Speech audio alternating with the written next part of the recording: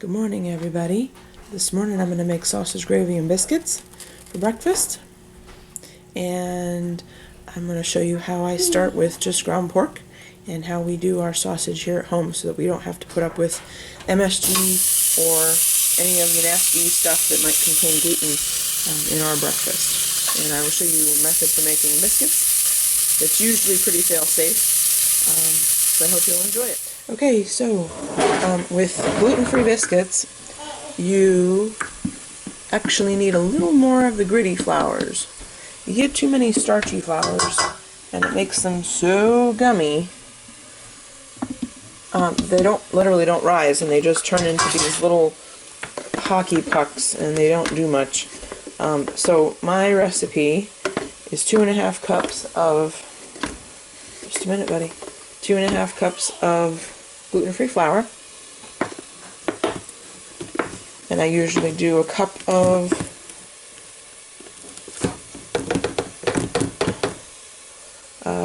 starch and 1.5 cups of gritty flours, and I use brown rice and sorghum.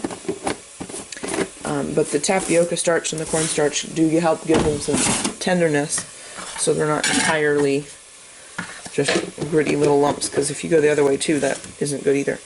And I can post the recipe in the comments below, specifically for all the other ingredients. Okay, these do the best in a revolving mixer like a KitchenAid. And after you get your ingredients in, I will put in the proportions of xanthan gum and sugar and salt and baking powder. You're going to add about 1/4 cup of oil. I usually go like that. Hey, no. Maybe a little bit more. No. And then you let it beat until it's fine crumbs. You know, like you would do by hand for pie crust. Just do it in a mixer. And to this we will add a cup of milk and 2 eggs. Then I'll show you what to do next. No, unscrew. You baby. Just a little bit.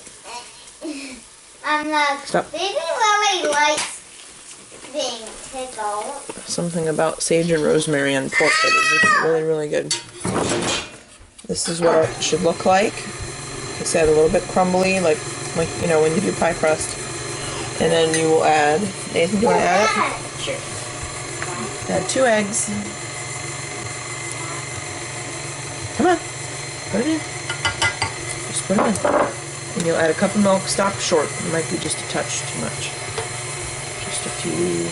Come on, no, like put the whole thing, but just leave a little bit at the bottom.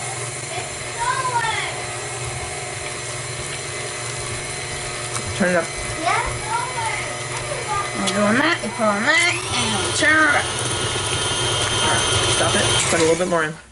Okay, we're going to use a baking stone to bake our biscuits on, because I think a baking stone gives better results than a rack. Put some brown rice flour on. And I don't even hardly have to grease mine anymore because it's so seasoned from so much use that I just have to dust it with a little bit of rice flour. And then we're going to make a nice bed of flour for our biscuits to sit on so that it doesn't stick, because it's extremely sticky.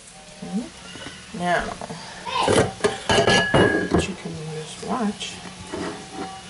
Now, gluten-free biscuit dough is very sticky, and it is tricky to, a lot of recipes don't even suggest cutting it out with a biscuit cutter. They suggest just doing drop biscuits, which is fine. You can do that. But I do like from time to time to have formed cut biscuits. I would get tired of drop biscuits, strange as that sounds. Nathan, go get me a round cutter. What's important is to give it a good dusting and then pat it out.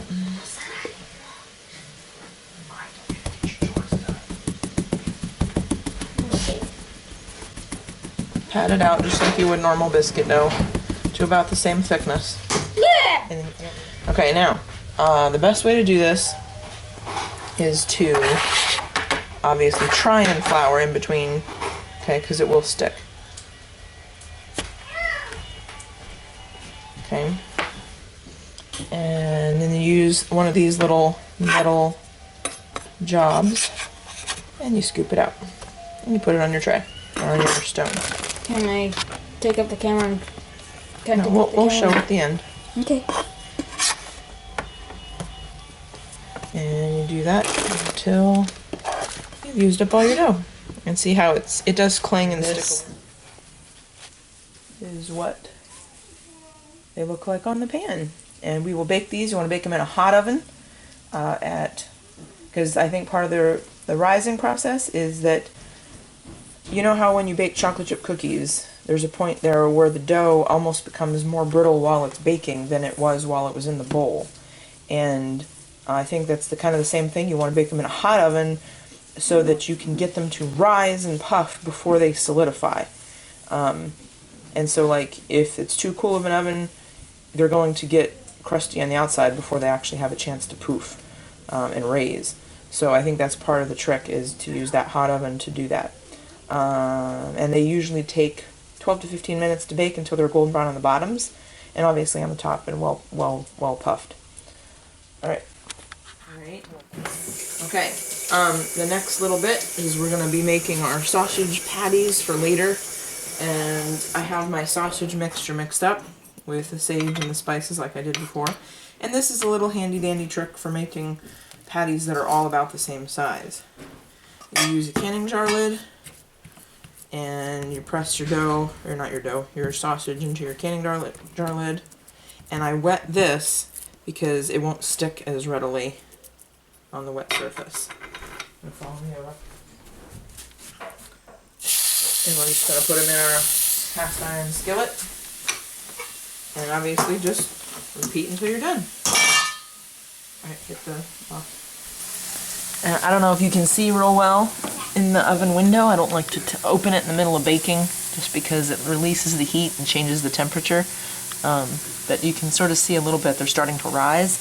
And a few there over on the right hand side, I don't know if you can see or not, but they're splitting around the middle, and that's kind of what they do.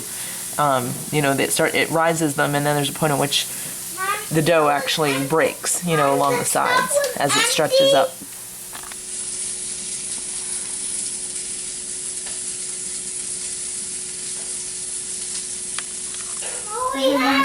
Do you want some breakfast? What do you think we're gonna have? What are we gonna have, Mama? Sausage gravy and biscuits. I can do one of shit. This is And 2 golds. I I can do all the shit and 2 golds. Enjoy, everybody.